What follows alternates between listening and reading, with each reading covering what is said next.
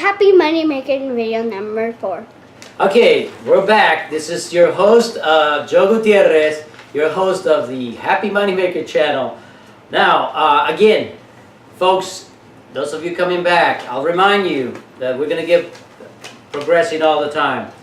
And I have to call this saying to place here. Do not wait. The time will never be just right. Start where you stand and work with whatever tools you may have at your command.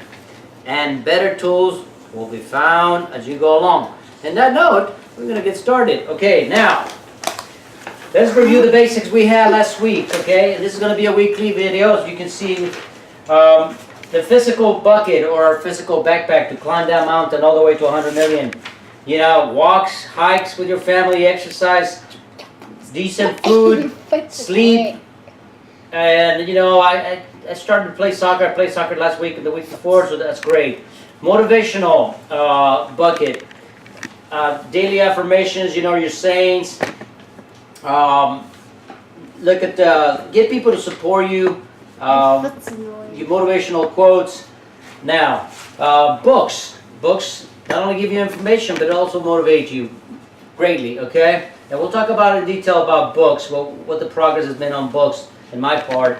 Now, team number 2, I got together with Antonio and Rudy, fellas that worked for in my company before. One of them worked for me, one was the safety manager. These are great people. Antonio's already an entrepreneur. He's got a line of clothing that he's working on, but we're bouncing ideas. That's team number 2. Juan wasn't able to make it, but I'll catch up with Juan later. He was our plan manager, and he became plan manager to 4 manufacturing plants. So he's got a lot of experience behind him. It's going to be a great team when we start getting together regularly. Now, mentors. I made an appointment with Neil Castleman. Now, Neil Castleman he has started 6 companies in his lifetime.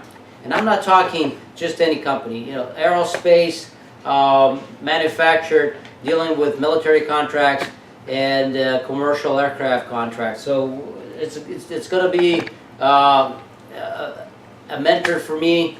We talked briefly and made an appointment with him. Now let's talk about our capital. Capital, you know, that's the scorecard that we've had as far as capital. We are 8,976, and towards the end of the video, of course, I'll detail how we got there and where the monies came from. As you know, we're doing some eBay sales, some yard sales, and sales that I did on the side, collecting items that we have in the house or any objects that didn't do anything for us anymore. They were purchased as egotistical needs for us, but now we are moving them into usable cash for our business cards, whatever we needed to use when we get started. We're spending very little money right now, and that's important. But we're putting a lot of effort into all these buckets right here. Your physical bucket, your books, your motivational bucket. Okay, moving on. Now is when it gets better. Now that a little bit more fun, a little bit of a different subject coming up. So where are we going with this? We want to build a company. We want to sell a product. Whatever we end up doing, it has to work in this pyramid. This is your base. Without this, you don't get anywhere. If you don't understand this bucket at the bottom, you're not going to go anywhere. Now let's move on. Where do we want to go? Well, let's get scientific a little bit. You know, this is all on the internet. I read it through books years back when I was going to school. But anybody can do this. Anybody. The economy has 3 sectors, okay? There's the public, the private, and the voluntary sector. Well, what does this mean? Public is just cores, jails, you know, just public work, you know, public jobs. We really don't want to be there. It's a job. You're not going to make a lot of money. There's no entrepreneurship there. Private sector is where we want to be at, okay? Volunteerism, that's an area where we can volunteer briefly our time, and that's good to do to help the community. You know, feed the homeless, whatever you decide to do, clean up a field, anything you do. But most of our effort is going to be here in the private sector. So understand that, private sector. Why do we talk about it? We talk about it because we're going to narrow it down. We're going to have to narrow it down up until we find a laser focus as to what actually we're going to go after and how we're going to do it. So moving on. The private sector's got within itself different sections of it. You got the service, manufacturing, sales, and then maybe others. Okay? I'm not going to get scientific about it. You know, if somebody sees this video that is not just a regular folk, they're going to go, "Whoa, Joe, you're missing a lot of stuff." You know, if you get scientific, you know, this and that, you know, I know more about you know, that's fine. A lot of other people are going to know more, but they're not doing it. We are doing it, okay? And I'm trying to help folks understand the basic process. You can get more intricate, you can get, you know, less intricate, but you got to do the steps to really understand where you're going and how you're going to get there, okay? And to be able to make a well-rounded decision. Now, all these people around you, your teams, your mentors, all of those guys are going to kick it around. They're going to go, okay, all right, well, let me know when you're ready to do something, and I'll help you. Okay, moving on. So we know we want to be in the private sector, okay?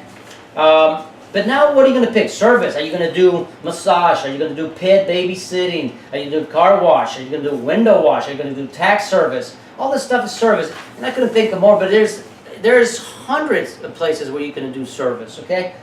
Is that what you want to do? That's a good place to be. You do a car wash, mobile detail, you can make quite a bit, okay? Babysitting, you get your babysitting license, you can make $3,000, $4,000, $5,000, $6,000 a month. My sister did it, and she's got a license. She did really well. Now, manufacturing, you're going to make parts for the company, you know, widgets. You're going to get a little machine. You're going to cut it. You're going to do it for them. You know, or what are you going to make? Bricks? You're going to weave baskets? You're making something in the manufacturing sector. You know, if you already know that you can have the know-how to do these things, that is fine. You go after that. Again, you have to define it for yourself. Most people are going to go into sales, okay? And it's going to be either retail. Within sales, you have different sections. Again, it's not a deep, detailed study of where sales are, but for the most part, you have retail, you have restaurants, internet sales, you know, and you're going to do some sort of door-to-door sale, group sales. There's a number of variations where sales can come into play. You know, if you're going to sell makeup, you know, Mary Kay. I mean, sales. What is it that you're going to do? What is it you're going to get into? And then once you understand what part of the private sector you want to target, you're going to move into, you know, let's, for example, we're going to start a restaurant. Just as an example, not that we're going to start one, but any item you pick here from private sector, retail sales, whatever you do, if you're going to manufacture a part, if you're going to be into the service, you're going to have to start defining it further, okay? Let's, for example, a restaurant. What kind of restaurant? It's a fast food. Is it a sit-down, catering, okay? What type of food? Is it going to be Mexican, Salvadoran, American, mix? You start further defining your goal, okay? Again, once you do that, you're going to be looking at doing market research. Well, how big is the market? Well, how many restaurants are there in my area where I'm going to operate? Who are the two big dogs? Who are the two little dogs? What do you mean? Well, let's say you pick Mexican restaurant, and within a 5-10 square miles, you're going to look around and go, okay, who's going to be my near competition? Well, this 15, 20 restaurants. Okay, all right. Who are the two big dogs and who are the two little dogs? And I'm not talking about, you know, who are the biggest sales, which it could be, or the two little dogs. You know, what is the smallest restaurant that does small sales? Okay, and then another thing you want to do after that, and again, this could get more intricate, but again, you have to do some sort of market research. Another thing that I put in here, you know, which is the lethargic dog? What do you mean lethargic? Well, who's the one that is really, if you look at them, they don't run their operation. If you went after a restaurant, you already understand restaurants. So you're going to go, you know what, I got 3 restaurants where I want to operate. I already have a location on site. But you know what, my nearby competition, they don't have it together. I visit them. I have 8 other restaurants. Their service is not good. I can do 10 times better. So you start giving them rates. Are they lethargic? Is this a dog that you're going to knock out really easily? They're not going to be able to compete with you. Are you going to be able to compete with them? All this is part of what you need to do once you have narrowed down to a specific area that you're going to target, okay? Now, let's talk about real quick. So that's in itself for next week we'll talk about what to do more here in target research. We hopefully have an area where we're going to go after, and then we'll talk about it. But again, this is a general idea what you have to do. Now let's talk about in detail about our books. I said we're going to talk about towards the end of the video. We're going to kick this video, so a lot shorter than we have done in the past. So we keep you guys motivated and on target. Now, books. Books are, I finished it, 25 Ways of Doing Impossible. I put another den again, a big den on the money, master the game, and I'm gonna finish that one. All these books that we're getting, now I'm working How to Win Friends and Family. Actually, How to Win Friends and Influence People, I'm sorry. And that's by Dale Carnegie. This is all into the website from, Valuetainment, okay? If you want to get the specific list, it's there, and it is in one of my previous videos, so watch them.